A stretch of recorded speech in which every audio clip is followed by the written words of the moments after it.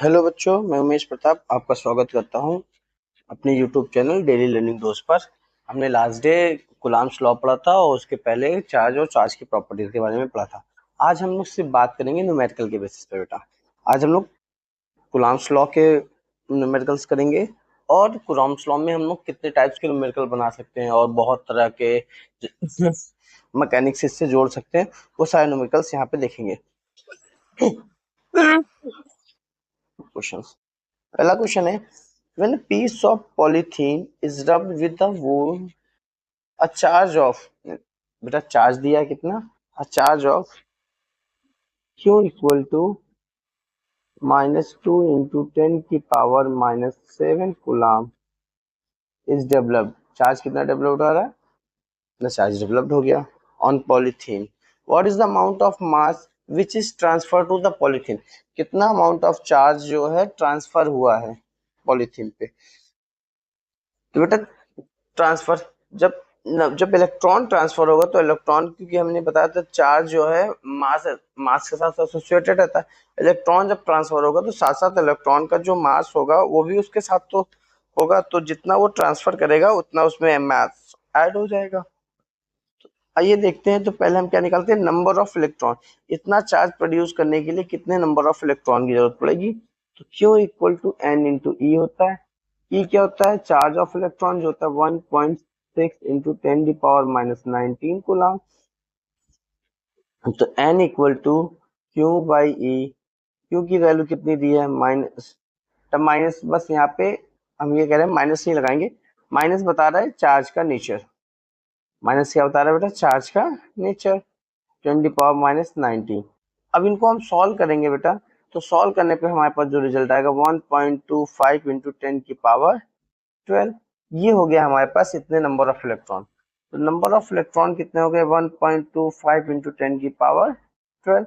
अब हमें निकालना है कितना मास ट्रांसफर हुआ है, मास ऑफ ट्रांसफर्ड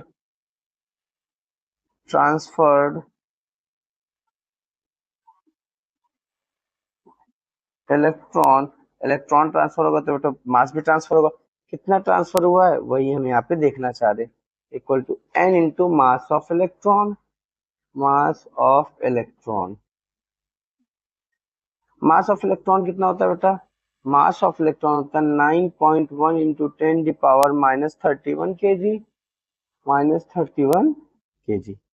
बेटा तो यहाँ पे हम नंबर ऑफ इलेक्ट्रॉन्स रख देंगे 1.25 इंटू 10⁻12 और मास ऑफ इलेक्ट्रॉन रखेंगे 9.1 इंटू 10⁻31।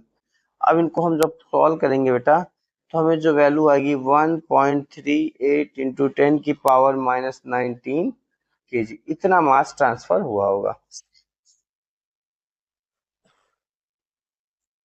आइए नेक्स्ट क्वेश्चन की ओर चलते हैं बेटा।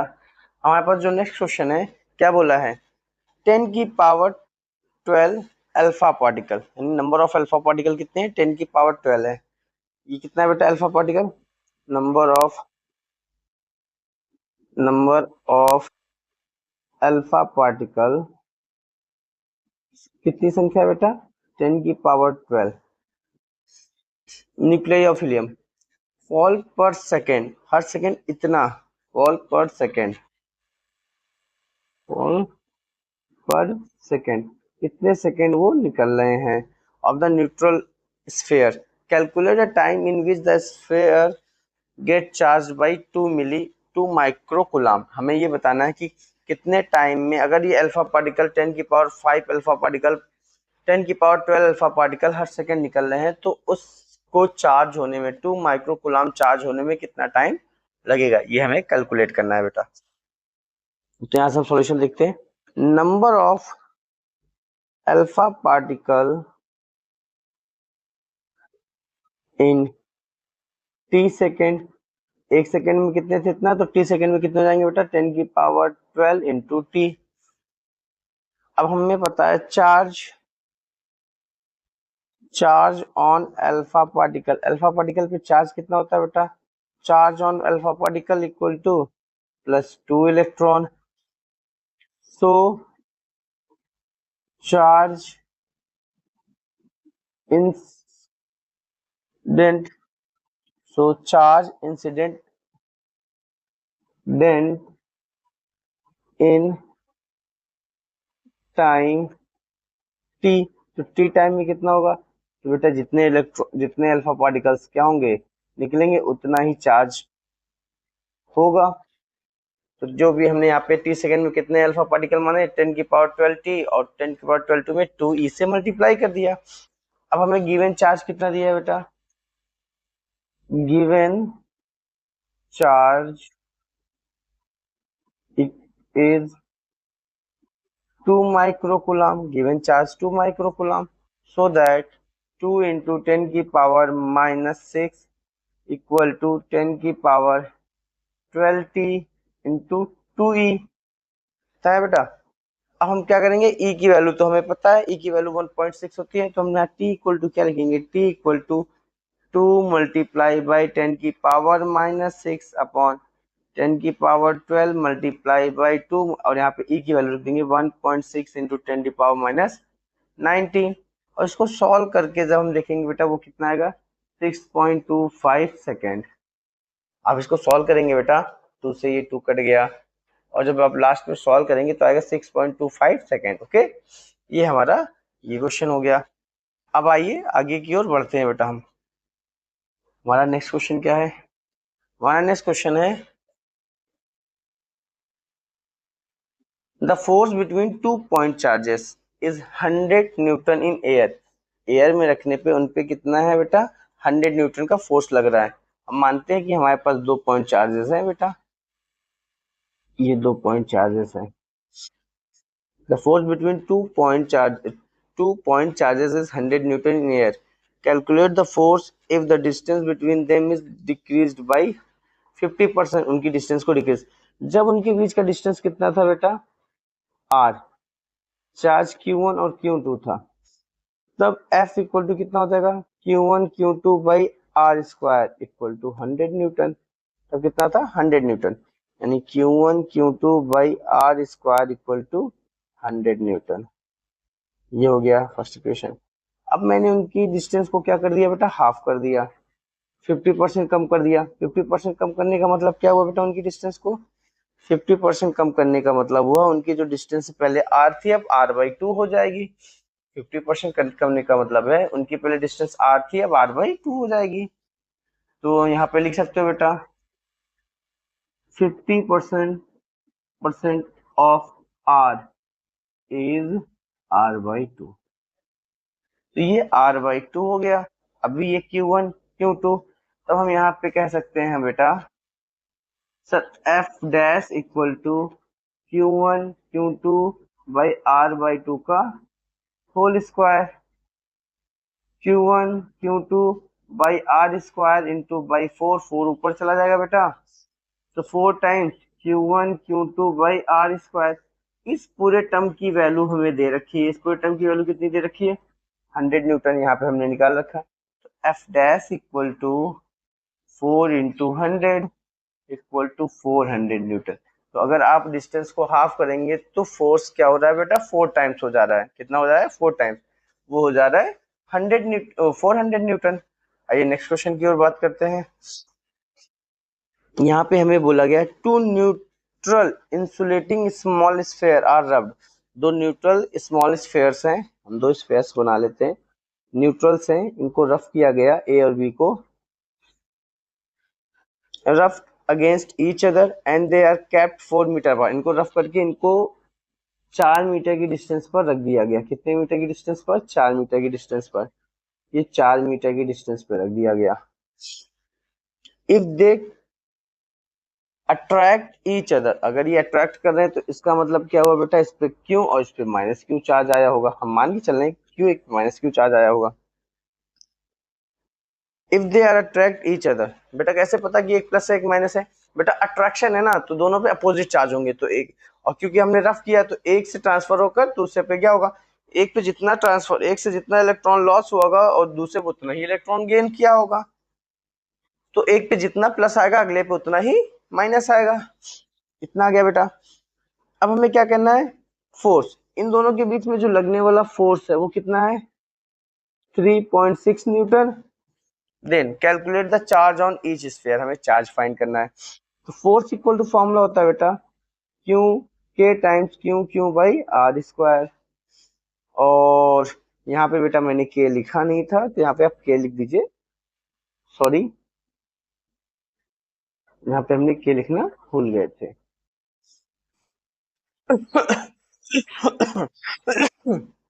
ओके बेटा, यहाँ पे प्रीवियस क्वेश्चन में हमने के लिखना भूल गए थे। आइए बात करते हैं F K q one q Q by are square, इतना आया। अब हमें इनके बीच का फोर्स दिया है 3.6, के की वैल्यू हमारे पास होती है बेटा 9.8, तो अभी हम के को के ही रखते हैं, q square by are square. R कितना दिया है बेटा 4 मीटर स्क्वायर। ओके, अब हम जानते हैं क्यू स्क्वायर इक्वल टू क्या हो जाएगा 3.6 इंटू 16 डिवाइडेड बाई के। क्यू स्क्वायर इक्वल टू बेटा 3.6 इंटू 16 डिवाइडेड बाई 9 इंटू 10 की पावर 9, इतना आ गया बेटा 10 की पावर 9। अब हम इसका स्क्वायर रूट निकालना चाहते हैं, तो जब स्क्वायर रूट निकालना चाहते हैं बेटा यहाँ से पॉइंट हटाएंगे तो नीचे 10 प्लस हो जाएगा। जैसे ही 10 प्लस हुआ तो q equal to square root 36 into 16 divided by 9 into 10 की पावर 10। तो बेटा क्यू इक्वल टू हो जाएगा 6 इंटू 4 डिवाइडेड बाई 3 इंटू 10 की सॉरी इंटू 10 की पावर 5। 3 1 जा 3 3 2 जा 6, ये हो जाएगा। तो Q इक्वल टू, तो हमारे पास क्या आ जाएगा बेटा 62 टाइम्स। तो हम कह सकते हैं हमारे पास Q इक्वल टू क्या आ जाएगा, Q equal to 2 multiplied by 4, ये ऊपर ले जाएंगे 10 की पावर -5, तो Q इक्वल टू हो जाएगा 8 इंटू, सॉरी बेटा ऊपर लिखने पे वो एडिट करने पाता नहीं है, तो यहाँ पे लिखेंगे Q 2 इंटू 4 इंटू 10 की पावर -5, तो Q इक्वल टू 8 इंटू 10 की पावर -5 गुलाम। ये Q की वैल्यू आ गई हमारे पास, अभी Q की वैल्यू आ गई बेटा। अब Q की वैल्यू जो आई है, अब इससे हमें क्या करना है, नेक्स्ट क्वेश्चन में बोला है तो चार्ज हमने फाइंड कर लिया, कैलकुलेट चार्ज स्फीयर, हमने कैलकुलेट कर लिया charge on each sphere. Calculate the number of electron transfer from one sphere to other during the rubbing. अब हमें नंबर ऑफ इलेक्ट्रॉन फाइंड करने हैं, तो बेटा हमारे पास चार्ज है, तो हमें एक फॉर्मूला क्या होता है Q equal to N into E, हमें N चाहिए तो Q by E, Q by E, तो Q इक्वल टू क्या, N इक्वल टू हो जाएगा 8 इंटू 10 की पावर -5 डिवाइडेड बाई 1.6 इंटू 10 की पावर -19। ये पॉइंट यहाँ से हटाएंगे बेटा तो एक प्लस और कर देंगे, से पॉइंट हटाएंगे तो हम यहाँ पे -1 और कर देंगे, तो क्या हो जाएगा 8/16 इंटू 10 की पावर -5, ऊपर जाएगा तो ये +20 हो जाएगा। तो n इक्वल टू कितना हो जाएगा बेटा 0.5 इंटू 10 की पावर 15, 10 की पावर 15, तो n इक्वल टू हो जाएगा 5 इंटू 10 की पावर 14। इतने नंबर ऑफ इलेक्ट्रॉन वहां से ट्रांसफर हुए होंगे बेटा। आइए आगे चलते हैं नेक्स्ट। हमें नेक्स्ट में क्या दिया है, ABC is a right angle triangle. ABC क्या है, ABC is a right angle triangle. Calculate the magnitude of force on charge Q। Calculate the magnitude of force on charge -Q। -Q कहाँ पे बेटा, यहाँ पे एक -Q है, इस -Q पे हमें क्या निकालना है, चार्ज निकालना है। क्योंकि बेटा ये राइट एंगल ट्रायंगल है, तो राइट एंगल ट्रायंगल है तो ये 3A है, ये 5A है, तो हमारे पास पाइथागोरस थ्योरम की हेल्प से हम ये बोल देंगे ये हमारे पास 4A आएगा, ये डिस्टेंस हमारी 4A आएगी। अब बेटा सुनिए, यहाँ पे कितना है 16Q, यहाँ कितना है -Q, यहाँ कितना है 9Q। अब बेटा ये देखिए, अगर मैं 9Q की वजह से इस Q पर देखो, force on -Q due to 9Q, force on -Q due to 9Q, तो इसको हम नाम देते हैं F1। F1 equal to K times q 9Q by 3A का होल स्क्वायर। तो F1 इक्वल टू हो जाएगा बेटा 9K square by 9A square, 9 से 9 कट गया तो KQ square by A square, ये F1 हो गया। उसका डायरेक्शन क्या होगा बेटा, अट्रैक्टिव नेचर का होगा, इस साइड होगा। अब force on minus q due to 16Q। बेटा अभी मैंने फोर्स किसकी वजह से निकाला था, अभी मैंने फोर्स इसकी वजह से निकाला था, किस पर, इस पे, अट्रैक्टिव। अब मैं 16Q की वजह से इस पे फोर्स निकाल रहा हूँ, कहाँ पे, माइनस क्यू पर। इस पे भी क्या रहेगा, इस डायरेक्शन में फोर्स रहेगा। तो हम कह सकते हैं F2 equal to sir K times Q into 16Q divided by 4A का होल स्क्वायर। इनको सॉल्व करेंगे क्या आएगा, 16KQ square divided by 16A square, 16 से 16 कट जाएगा तो F2 कितना आएगा बेटा, F2 आ जाएगा KQ square by A square. ये F2 आ गया, हमारे पास F1 हो गया और F2 हो गया। अगर आपको याद हो कि ये F1 और F2 ये क्या है, ये इस पे दो फोर्सेस लग रहे हैं, एक का नाम F1 दिया, एक का नाम F2 दिया। अब मुझे रिजल्टेंट फोर्स चाहिए, क्या चाहिए, रिजल्टेंट फोर्स। और ये एक दूसरे पे 90 डिग्री पर है, कितने पे है, 90 डिग्री पर। बेटा यहाँ पे हम वेक्टर का थोड़ी बात कर लेते हैं। Vector, if two vector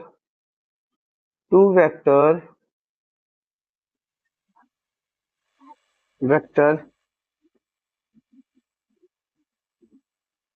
are in 90 degree then resultant, sorry ऊपर नहीं लिखना था, सॉरी बेटा। If two vector are in 90 degree then resultant vector is r equal to square root v1 square plus v2 square, अगर दो vector resultant.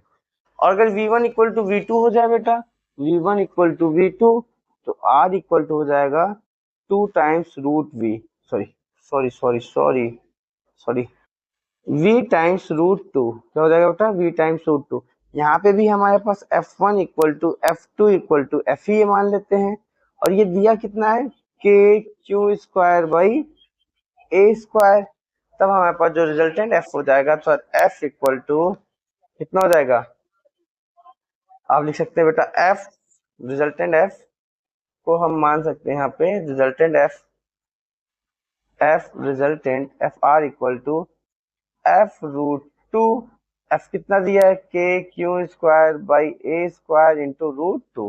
बेटा इस तरह से निकालेंगे, क्योंकि फोर्स हमारी वेक्टर क्वांटिटी है, हम इसका डायरेक्शन भी निकाल सकते हैं, बट हमें यहाँ पे मैग्नीट्यूड की बात किया गया तो हमने सिर्फ मैग्नीट्यूड निकाला। Okay, calculate the magnitude of force on minus Q, तो हमने यहाँ से क्या निकाल लिया बेटा, मैग्नीट्यूड निकाल लिया। अब यहाँ पे आगे बेटा, जब भी हम यहाँ क्वेश्चंस करेंगे तो यहाँ पे हमें क्लास 11th की बहुत सारी चीजें की जरूरत पड़ेगी। जैसे मैकेनिक्स, अभी हम आपको दिखाएंगे इसमें मैकेनिक्स कितना इन्वॉल्व होता है, मैकेनिक्स के क्वेश्चंस दिखाएंगे आपको। देन आफ्टर में आपको यहाँ पे मैकेनिक्स के क्वेश्चन दिखाएंगे, और आपको यहाँ पे वेक्टर के भी क्वेश्चंस, मैकेनिक्स और वेक्टर दोनों के क्वेश्चंस, वेक्टर भी बहुत यूज होगा और मैकेनिक्स भी बहुत यूज होगा। यही सारे क्वेश्चंस आज हम लोग यहाँ पे डिस्कशन करेंगे। टू इक्वल पॉइंट चार्जेस क्यों 2 microcoulomb are placed at each of two opposite corner of square.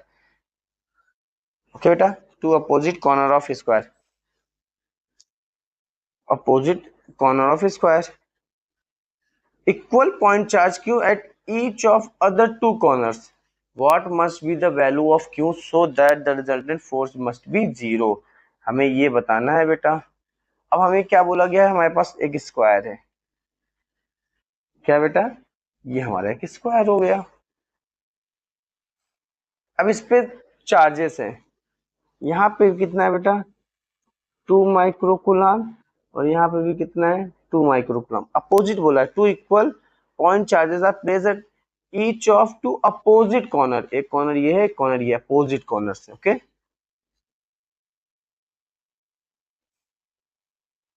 अब क्या बोला गया, 2 इक्वल चार्ज, यानी एक क्यू यहाँ पे, एक क्यू यहाँ पे है। अब बोला गया है बेटा कि Q at each of the other corner. What must be the value of Q so that resultant force on Q is zero? तो हमें ये बताना है Q, इस पर जो रिजल्टेंट फोर्स होगा वो जीरो हो जाए, इस पर जो रिजल्टेंट फोर्स होगा वो जीरो हो जाए। हमें ये बताना है Q की क्या वैल्यू होगी। तो अभी हम बेटा मान के चल रहे हैं कि Q हमारे लिए एज अ प्लस की तरह वर्क करेगा। कैसा करेगा, प्लस की ओर। तो अब हम देखेंगे force on 2 microcoulomb due to Q, इस Q की वजह से और इस Q की वजह से। तो क्या आएगा, इसको हम नाम देते हैं बेटा F1। क्या नाम देते हैं, F1। तो F1 इक्वल टू हो जाएगा K टाइम्स Q 2 माइक्रोकुलम भाई, अगर स्क्वायर है बेटा हम इसकी साइड A ही मान लेते हैं, ए हो जाएगा A square. Okay, 2 microcoulomb A square, तो आ जाएगा 2K 2K Q microcoulomb by A square.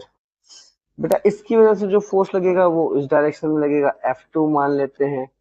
तो F2 इक्वल टू क्या हो जाएगा यहाँ पे, K Q 2 microcoulomb by A square, हो जाएगा K Q micro by A square. अब बेटा हम फोर्स किसकी वजह से देखते हैं, force on force on 2 microcoulomb due to 2 microcoulomb. बेटा अब यहाँ पे 2 माइक्रोकुलम की वजह से फोर्स 2 माइक्रोकुलम पर, तो यहाँ पे ये देखिए बेटा,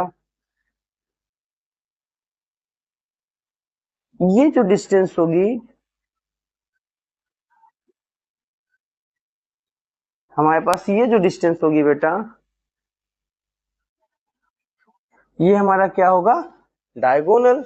और ये डायगोनल है तो ये ए है, ये है, तो इसकी वैल्यू कितनी हो जाएगी, a√2। कितनी हो जाएगी, a√2। तो यहाँ पे हम F3 इक्वल टू क्या ले लेंगे बेटा, K times 2 microcoulomb into 2 microcoulomb divided by a√2 का होल स्क्वायर। हो जाएगा हमारे पास बेटा 4K इंटू माइक्रोकुलम, माइक्रोकुलम हम लिख सकते हैं माइक 10 की पावर -12 लिख देते हैं डायरेक्ट, 10 की power -12 by 2a square. 2a से 2a कट जाएगा, यहाँ पे बचेगा 2, तो बचेगा 2K इंटू 10 की पावर -12 बाई a स्क्वायर। अब बेटा रिजल्टेंट फोर्स कितना है, जीरो। किस कंडीशन पे होगा, if resultant force is zero on Q. Resultant force is zero on Q, अगर क्यू पर रिजल्टेंट फोर्स हमारा जीरो हो जाए तब हम ये कहेंगे बेटा ये तभी होगा जब F1 plus F2 plus F3 तीनों का सम कितना हो जाए, जीरो हो जाए। तो F1 कितना दिया है बेटा हमें, F1 दिया है 2 times K Q microcoulomb by A square. तो लिख सकते हैं सर 2K Q इंटू 10 की power -6 by A square plus 2K Q into 10 की power -6 by A square plus 2K into 10 की power -12 divided by A square equal to zero. बेटा यहाँ से सब में A स्क्वायर हट जाएंगे, सबसे A स्क्वायर हट जाएगा और K हट जाएगा क्योंकि सब में कॉमन है, सब में सेम चीज है। तो K स्क्वायर, K और A स्क्वायर हट गया तो क्या बचेगा, 2 टाइम्स Q इंटू 10 की power -6 plus 2 times K, sorry K कह रहा हूँ, K तो हट जाएगा बेटा सबसे। अच्छा एक काम करते हैं, आप में जो भी कॉमन दिख रहा है वो सारी चीजें बाहर ही ले लेते हैं। जो हमें कॉमन दिख रहा है सारी चीजें बाहर ले लेते हैं। क्या क्या कॉमन दिख रहा है बेटा हमें, सर 2 दिख रहा है दोनों में, K भी दिख रहा है, A स्क्वायर दिख रहा है और 10⁻⁻6 दिख रहा है, अंदर क्या क्या बचेगा, तो क्यू बचेगा, हाँ यहाँ पे भी क्यू ही रहेगा, और यहाँ क्या बचेगा, यहाँ हमारे पास बचेगा बेटा 10⁻⁻6 इक्वल टू 0। 10⁻⁻6 equal to 0। ये सारे टर्म उधर चले जाएंगे तो ये 0 हो जाएगा, तो 2q plus 10⁻⁻6 equal to 0। 2q equal to minus 10⁻⁻6, बेटा हमारे पास हो जाएगा q equal to -1/2 into 10⁻⁻6 coulomb. इसका मतलब हमारा चार्ज कैसा होगा, निगेटिव होगा। क्यों कैसा होगा, निगेटिव पार्टिकल। क्यों हमारा निगेटिव पार्टिकल होगा, उस पर कितना होगा, -1/2 इंटू 10⁻⁻6 कूलाम चार्ज उस पर होगा बेटा। अगला क्वेश्चन है यहाँ पे हमारे पास अगला क्वेश्चन यहाँ पे दिया है, अ चार्ज क्यू, ये charge Q of mass m revolve around a point charge Q. इस पॉइंट चार्ज, स्मॉल चार्ज के चारों तरफ ये चार्ज क्यों घूम रहा है, due to the electrostatic attraction, किसकी वजह से, due to the electrostatic attraction, so that its period of revolution is taken by, हमें प्रूव करना है, शो करना है कि इसका पीरियड ऑफ रिवॉल्यूशन इतना होना चाहिए। तो बेटा अगर हम ये बात बोले कि जब कोई पार्टिकल सर्कुलर मोशन करता है, यानी तो उसके सेंटर की ओर एक सेंट्रीपिटल फोर्स लगता है, लेकिन ये फोर्स क्या होता है, एक कंडीशन होती है जो दूसरा फोर्स उसको प्रोवाइड कराता है। यहाँ पे इसको सर्कुलर मोशन करने के लिए कौन सा फोर्स प्रोवाइड करा रहा है, इलेक्ट्रोस्टैटिक फोर्स। तो हमारा इलेक्ट्रोस्टैटिक्स फोर्स जो होगा, इलेक्ट्रोस्टैटिक्स फोर्स उसको सेंट्रीपिटल फोर्स को प्रोवाइड कराएगा। इलेक्ट्रोस्टैटिक फोर्स कितना होता है मेरे पास बेटा, sir K Q Q by are square equal to M V square by R, यही होता है। इस आर से ये आर कैंसल आउट, तो वी स्क्वायर की वैल्यू हो जाएगी के क्यू क्यू बाई एम। इतना आ गया बेटा। अब हमें पता है यहाँ पे कि जब कोई पार्टिकल सर्कुलर पाथ में मोशन करता है तो उसकी जो वेलोसिटी होती है v, वो होती है v equal to circumference of circle by time period. Circumference of circle, circumference of circle divided by time, या टाइम पीरियड बोल सकते हो आप, टाइम पीरियड। क्या टाइम पीरियड क्या है, यानी एक सर्कमफेरेंस लगाने में जो समय लगता है उसे वो टाइम पीरियड बोलते हैं। तो यहां से हम ये कह सकते हैं बेटा, sir v equal to 2πr upon T, लेकिन मुझे टी स्क्वायर चाहिए, पहले टी निकालेंगे, टी इक्वल टू क्या हो जाएगा, 2πr upon we, 2πr upon we, बेटा 2πr अपॉन वी, तो टी इक्वल टू कितना हो गया, टी इक्वल टू हो गया 2πr अपॉन वी, स्क्वायर कर देते हैं, तो we square equal to 4π² r square by v square. Now putting the value of square, तो वी स्क्वायर की वैल्यू भी हमने निकाल रखी थी, कितनी निकाल रखी थी, वी स्क्वायर की वैल्यू हमने ये निकाल रखी है बेटा, K Q Q by M M, K Q Q by M. अब एम ऊपर जाएगा तो क्या हो जाएगा, 4π² आर स्क्वायर एम,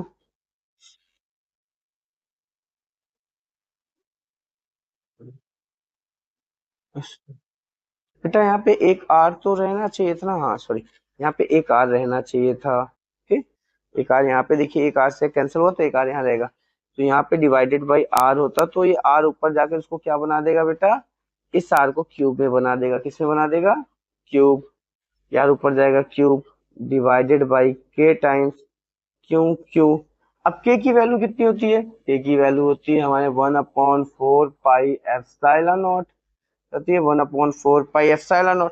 जैसे ये के की वैल्यू यहाँ हम रखेंगे बेटा, तो T square equal to 4π² r की पावर 3m डिवाइडेड बाई, यहाँ पर शायद नहीं दिख रहा होगा बेटा, तो के की वैल्यू यहाँ नीचे लिख दे रहा हूँ, के की वैल्यू होती है हमारे पास 1/4πε0, अब यहाँ पे हम पुट कर देते हैं बेटा sir 1/4 pi epsilon naught q q, तो यहाँ पे आ जाएगा t² इक्वल टू 16 पाई³ एप्सिलॉन नॉट r³ m/क्यू। ये हमारा हो गया क्या टाइम पीरियड, और यही हमें टाइम पीरियड प्रूव करना था। यहाँ देखिए यही टाइम पीरियड हमें प्रूव करना था। क्या बेटा क्लियर? आइए नेक्स्ट क्वेश्चन की ओर बढ़ते हैं। नेक्स्ट क्वेश्चन हमें दिया है बेटा to force between two identical spheres charge with same charge is F. If 50% charge of one sphere is transferred to other, then new force. बेटा हमें ये बोला गया है कि मान लेते हैं जब हमारे पास दो चार्जेस थे, इन पे क्यू चार्ज क्यू और क्यू आइडेंटिकल था, तो चार्ज क्यू था और एक दूसरे पे क्यू था, तब इनके बीच पे जो फोर्स एफ लग रहा था वो कितना रहा होगा? अगर इनके बीच का सेपरेशन कितना हो, आर मान लेते हैं, तो K times Q square by are square. अब यहाँ पे कहा गया है 50% चार्ज इसको मैं ट्रांसफर कर दूं, तो 50% चार्ज ट्रांसफर कर दीजिए, तो नया कंडीशन क्या बन जाएगा? नया कंडीशन बन जाएगा ये Q/2 हो जाएगा, ये 3Q/2 हो जाएगा, और इनका सेपरेशन हमारा सेम ही है, आर ही है। तब हमारे लिए एफ जो डैश होगा सर, एफ डैश वो कितना हो जाएगा? Q/2 into 3Q/2 divided by are square. इसको सॉल्व करेंगे 3/4 के Q² बाई आर स्क्वायर। इस पूरे टर्म की जो वैल्यू आई है वो कितनी है हमारे पास बेटा? एफ है। इस पूरे टर्म की जो वैल्यू आई है वो कितनी है? एफ। अभी हमने निकाल रखा था, तो जो एफ डैश हो जाएगा 3/4 इंटू एफ के बराबर हो जाएगा। तो ये ऑप्शन नंबर फर्स्ट हमारा हो जाएगा एफ डैश। अब बेटा हम आगे बात करते हैं अपने कुछ बेसिक क्वेश्चंस की ओर। बेसिक क्वेश्चंस का मतलब क्या हुआ? बेसिक क्वेश्चन का मतलब हुआ कि अब हम यहाँ पे इन्वॉल्व करेंगे मैकेनिक्स। क्या इन्वॉल्व करेंगे? हम इलेक्ट्रो में मैकेनिक्स इन्वॉल्व करेंगे।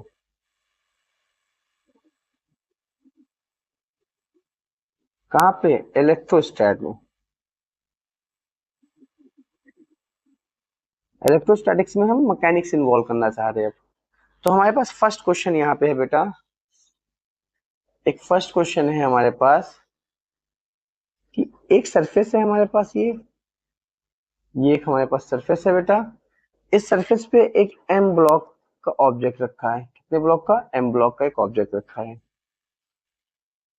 चलिए बेटा यहाँ पे एम ब्लॉक का एक ऑब्जेक्ट रखा है, हमने बोल दिया यहाँ पे एम ब्लॉक का एक ऑब्जेक्ट रखा है। ओके, इस एम ब्लॉक के ऑब्जेक्ट का जो चार्ज है वो +Q1 है।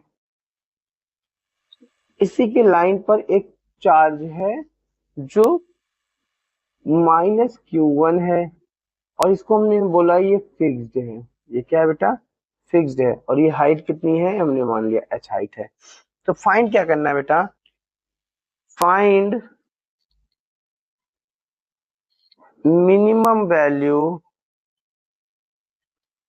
Of Q1 so that block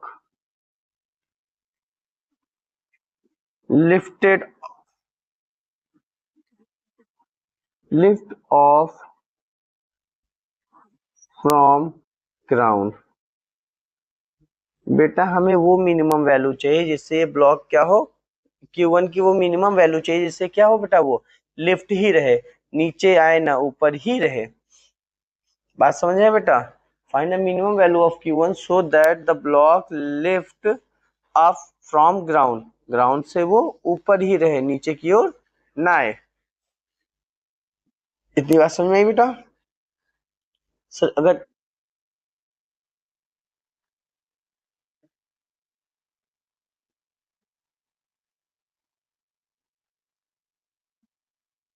lift up यानी उठ जाए, क्या हो बेटा? Q1 हमारा, सॉरी यहाँ पे Q1 बोला हूँ, ये और Q2 है। Q2 फिक्स है, तो अब हमें वो मिनिमम Q1 चाहिए, मिनिमम Q1 जिससे कि ये ब्लॉक क्या हो? उठ जाए। उठने का मतलब अब बात समझिएगा बेटा, यहाँ पे हम कहना क्या चाह रहे हैं, क्योंकि ये ब्लॉक mg है, तो mg एक नीचे की ओर फोर्स लग रहा होगा mg, लेकिन क्योंकि ये पॉजिटिव और ये निगेटिव है, तो एक फोर्स ऊपर की ओर इसको खींच रहा होगा, एफ फोर्स। कौन सा फोर्स? एफ फोर्स इसको ऊपर की ओर खींच रहा होगा। लेकिन अगर ये एफ फोर्स हमारा mg से कम है या इक्वल है तो ये लिफ्ट नहीं होगा। हमें बताना है कि ये कब लिफ्ट में हो जाएगा, नहीं ये हवा में कब जाएगा, यानी ये लिफ्ट कब होगा या हवा में कब जाएगा। तो हम ये कहते हैं वो मिनिमम फोर्स क्या है। अगर हम ये कहें बेटा एफ जो हो जाए, एफ मिनिमम, हमारा एफ मिनिमम, जो एफ मिनिमम है वो mg के बराबर हो जाए तो ये लिफ्ट होना शुरू होगा, क्योंकि mg से थोड़ा ज्यादा होगा। हमें मिनिमम चाहिए ना, तो हमें ये नहीं पता कि mg से कितना ज्यादा है, बस mg के बराबर हो जाए। मिनिमम वो है mg के बराबर हो जाएगा तो वो लिफ्ट करना शुरू कर देगा। तो mg, तो ऊपर की ओर जो फोर्स लग रहा है वो कैसा है, इलेक्ट्रोस्टैटिक फोर्स है। तो k times q1 q2 by distance कितनी है h, तो h square equal to mg। तो हमारे पास यहाँ से Q1 की जो वैल्यू आएगी बेटा, Q1 equal to mg h square divided by k times Q2। इतनी वैल्यू हमें Q1 की चाहिए। Q1 की इतनी वैल्यू हमें मिल जाएगी बेटा, तो हम ये कह देंगे कि हम इसको आसानी से लिफ्ट कर सकते हैं। आइए नेक्स्ट क्वेश्चन की ओर चलते हैं। नेक्स्ट क्वेश्चन हमारे पास क्या है बेटा, नेक्स्ट क्वेश्चन हमारे पास ये है, हम मैकेनिक्स इन्वॉल्व कर रहे हैं बेटा यहाँ पे, इसलिए अपने से क्वेश्चंस बना रहे हैं। यहाँ पर यहाँ मैकेनिक्स हम इन्वॉल्व कर रहे हैं, इसलिए अपने से क्वेश्चंस बना बना के दे रहे हैं, और ये सारे क्वेश्चंस टाइप नहीं कर पाए हैं। ये हमारा क्या है बेटा, मास m, जिसके पास चार्ज कितना है प्लस q1। यहाँ पे एक चार्ज जो है प्लस q2, जिसका मास m2 है, जिसका मास m2 है। अब सवाल सुनिएगा बेटा, अब यहीं पे सवाल आया है, तो ये और इनके बीच का जो डिस्टेंस है बेटा, वो डिस्टेंस कितना है, h है। इनके बीच का जो डिस्टेंस है वो कितना है, h है। सवाल क्या बोला है, हमें वो मिनिमम क्यू चाहिए कि Q2 क्या हो, एयर में रेस्ट पर रहे। Find the minimum Q1, find the minimum Q1, Q1, so Q2 is in air at rest। क्या रहना चाहिए बेटा, रेस्ट पर रहना चाहिए, एयर में वो रेस्ट पर रहे, तब ये कंडीशन बनेगी। तो आपको पता है बेटा, जब हम क्वेश्चंस करना शुरू करें हमेशा क्या बनाते थे हम लोग, एक बॉडी डायग्राम बनाते थे अपना।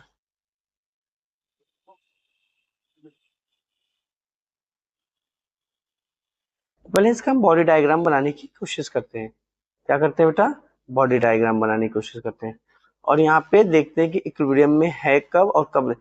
तो यहाँ पे ये देखिए बेटा, हम पहले Q2 की बात करते हैं। किसकी बात करते हैं, Q2। तो Q2 की जब बात कर रहे हैं यहाँ पे हम Q2, तो Q2 पे क्या है बेटा, एक फोर्स ऊपर की ओर लग रहा है F, और एक फोर्स नीचे की ओर लग रहा है M2G। M2G नीचे की ओर लग रहा है, और F2 क्या है, ऊपर की ओर लग रहा है, और ये चार्ज प्लस Q है, और इस पे जो इसका जो मास है M2 है, इतना है। तो अगर ये इक्विलिब्रियम में है, इक्विलिब्रियम में तभी होगा जब F जो हो M2G के बराबर होगा। F कितना होगा, F होगा sir K times Q1 Q2 by H square equal to M2G। यहाँ से हम Q1 की वैल्यू निकाल सकते हैं। Q1 बराबर कितना हो जाएगा, M2G H square divided by Q2 के। ये मेरा जीवन हो गया। क्या मैं इसका, हम एक और भी बना सकते हैं M1 के लिए। अब देखिए M1 के लिए क्या क्या होगा, मेरा ये M1 हो गया। M1 में बेटा एक नॉर्मल ऊपर की ओर लगेगा, जो उसको ऊपर की ओर पुश करेगा, ये नॉर्मल हम ऊपर की ओर लगा दे रहे हैं। फोर्स F नीचे की ओर लगेगा, और एक इसका M1G भी नीचे की ओर लगेगा। तब हम अगर ये इक्विलिब्रियम में है तो कह सकते हैं सर, इक्विलिब्रियम में आपने एफबीडी हर जगह बनाना सीखा होगा कि एफबीडी ग्राफ बना, हमें एफबीडी बनाना चाहिए, बॉडी डायग्राम बनाना चाहिए, जब आप मैकेनिक्स पढ़ रहे होंगे। तो यहाँ पे देखिए बेटा, जो नॉर्मल फोर्स है इन दोनों फोर्स के सम के बराबर है। ओके, ये हमने बना लिया यहाँ पे। अब आइए आगे की ओर मूव करते हैं। आगे की ओर मूव में हमारे पास एक क्वेश्चन है बेटा, ये हमारे पास एक बेटा राइट एंगल ट्रायंगल है, ये हमारे पास एक राइट एंगल ट्रायंगल है। इनकी नेमिंग, और ये यहाँ पे ये बेटा फिक्स्ड है। क्या है ये? फिक्स्ड है। हम कह रहे हैं ये फिक्स्ड है।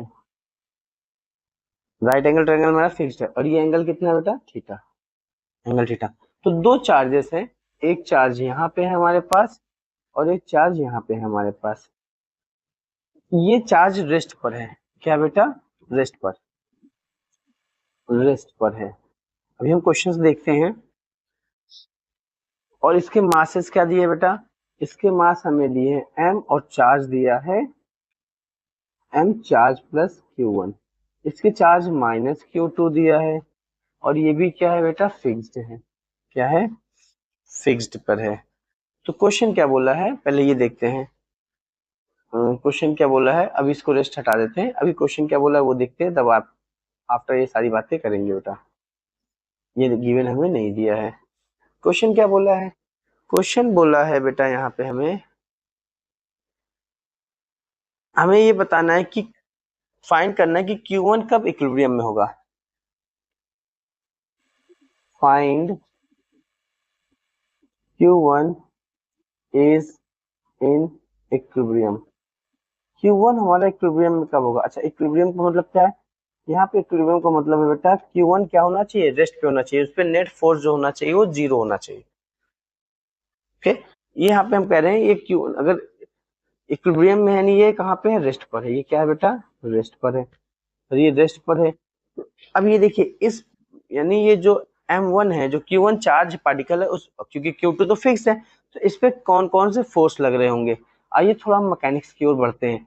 तो मैकेनिक्स में एक चीज हमें सिखाई जाती है बेटा, एक चीज बताई जाती है।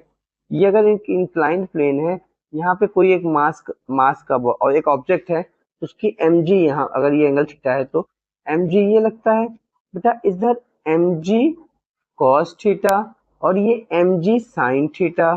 तो mg sin थीटा क्या करता है? इसको नीचे की ओर फोर्स लगाता है और नीचे की ओर खींचने की कोशिश करता है। और दूसरी चीज यहाँ पे एक चीज हमें दिया है कि म्यू इक्वल टू जीरो। इसका मतलब इसका जो फ्रैक्शनलेस है, ये स्मूथ सरफेस है। कैसा है? Smooth surface.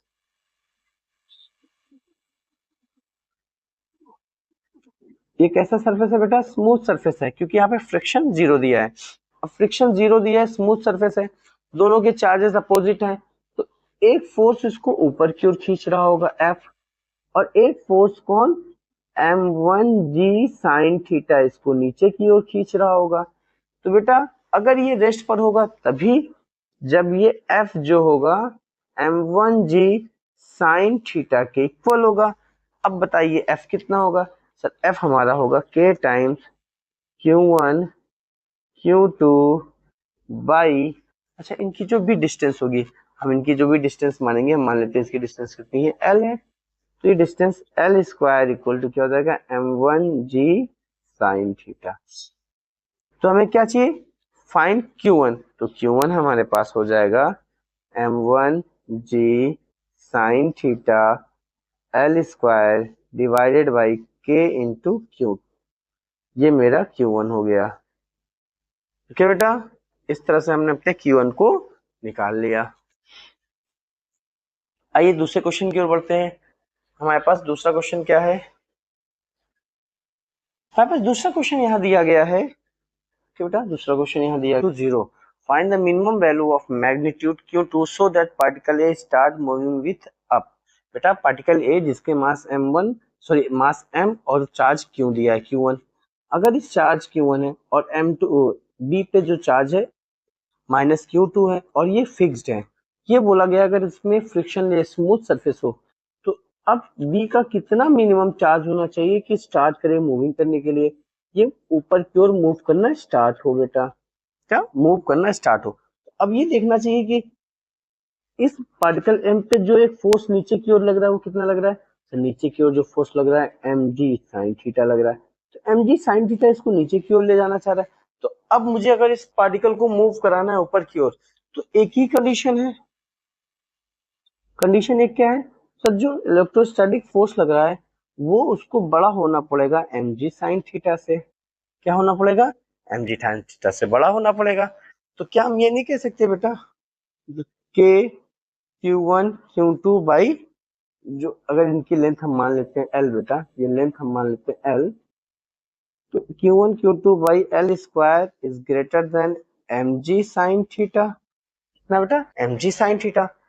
अगर अब हमें बोला जाए कि इसकी एक मिनिमम वैल्यू बता दीजिए, जितना मिनिमम, मैक्सिमम तो कितना भी हो सकता है, मिनिमम वैल्यू बता दीजिए जो ये ऊपर जा सके। तो जब हम मिनिमम वैल्यू की बात करेंगे एफ मिनिमम, यानी हमें तो ये पता चल गया mg साइन थीटा से तो बड़ा होना चाहिए, बट mg साइन थीटा से बड़ा होना चाहिए, पर मिनिमम वैल्यू की अगर बात करेंगे तो ये हो जाएगा बेटा minimum f equal to mg sine theta, और mg साइन थीटा ये मिनिमम हो जाएगा, तो हम यहाँ लिख सकते हैं k q1 q2 by l square equal to mg sine theta, और यहाँ से हम Q2 की वैल्यू निकाल लेंगे, Q2 equal to mg sine theta into L square divided by k time Q1, ये हमारा हो जाएगा Q2 की वैल्यू बेटा, इतनी मिनिमम वैल्यू होनी चाहिए।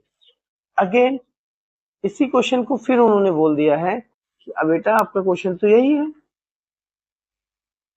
ये एंगल थीटा है, ये Q है माइनस Q2, और ये फिक्स्ड है, ये भी जो हमारा फ्रेम है ये भी फिक्स्ड है, एक यहाँ पे एम मास की बॉडी जिसके प्लस चार्ज Q1 है। अब बोला गया है यहाँ पे जो म्यू यानी कोफिशिएंट है, कोफिशिएंट ऑफ फ्रिक्शन, वो क्या जीरो नहीं है। अगर ये फ्रिक्शन में कोफिशिएंट जीरो नहीं है बेटा, तो अगर ये मूव ऊपर की ओर बढ़ेगा चल करेगा, तो इस पे जो फ्रिक्शनल फोर्स लगेगा वो नीचे की ओर लगेगा Fs। तब हम ये कह सकते हैं बेटा, जब ये ऊपर की ओर लगेगा तब हम ये कह सकते हैं सॉल्यूशन में कि बेटा जो F होना चाहिए अभी भी हमारा मास F, वो ग्रेटर होना चाहिए किससे, sir mg sine theta plus Fs से। Fs क्या है, फ्रिक्शनल फोर्स है, और यहाँ पे Fx फ्रिक्शनल फोर्स कितना होगा, मैक्स फ्रिक्शनल फोर्स होगा, Fx मैक्स फ्रिक्शनल फोर्स होगा। तब अगर हम बात करें बेटा F minimum equal to mg sine theta plus Fs max, तो यहाँ पे mg क्या हो जाएगा, k times Q1 Q2 by L square equal to mg sine theta, और Fs कितना हो जाएगा बेटा, क्योंकि ये हो जाता है हमारे पास Fs होता है mu S into N, N जो होता है नॉर्मल, नॉर्मल कितना हो जाएगा mg साइन थीटा, कितना हो जाएगा बेटा नॉर्मल हमारा, तो Fs equal to mg cos theta, ये नॉर्मल यहाँ पे जो ब्रेक होगा तो Fs equal to mg cos theta, कितना बेटा mg cos थीटा, तब यहाँ पे हम लिख देंगे mu S mg cos theta. अब यहाँ से हम अपने Q2 को वैल्यू को फाइंड कर लेंगे बेटा। ये हमारा यहाँ पे जो भी क्वेश्चंस थे इन्वॉल्व क्या थे, मैकेनिक्स। बेटा हम सारे के सारे क्वेश्चंस में मैकेनिक्स इन्वॉल्व कर सकते हैं, और ऐसे ही क्वेश्चंस हम इन्वॉल्व करके मैकेनिक्स को सॉल्व करते रहेंगे। अभी अब बहुत सारे क्वेश्चंस इसकी बेसिस बात करेंगे, तो बेटा हम नेक्स्ट वीडियो में इसके आगे की बातें करेंगे और ट्राई करेंगे कि मैक्सिमम और भी क्वेश्चंस हम आपको करा पाए। तो अभी हमारे पास टाइम है, तो अभी 20 मिनट का टाइम है बेटा, तो 20 मिनट में एक क्वेश्चन और 12 मिनट में एक क्वेश्चन और ट्राई कर लेते हैं। ट्राई करने का मतलब है एक क्वेश्चन इसी के बेसिस पे और सॉल्व करते हैं, ओके बेटा, इसी के बेसिस पे एक क्वेश्चन और सॉल्व करते हैं। तो आइए सॉल्व किया जाए।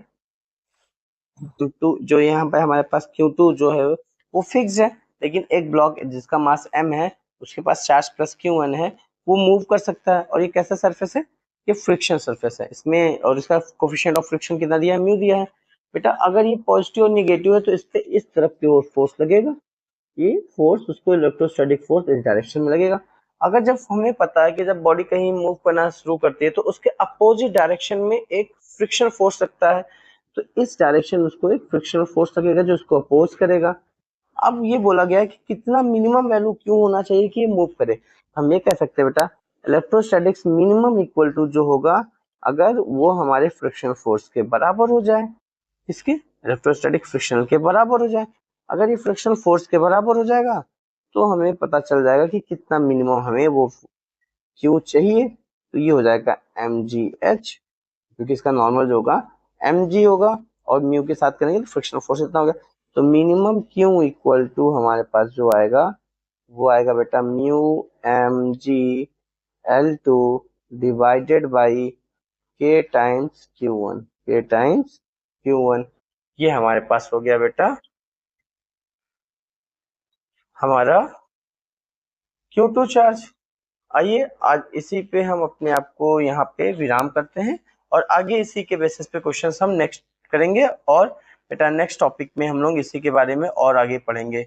नेक्स्ट क्लास में हम लोग बात करेंगे इलेक्ट्रिक करंट, इलेक्ट्रोस्टैटिक्स लाइंस के बेसिस बात करेंगे और इलेक्ट्रिक फील्ड की बात करेंगे। ओके बेटा, इलेक्ट्रिक फील्ड के बारे में बात करेंगे।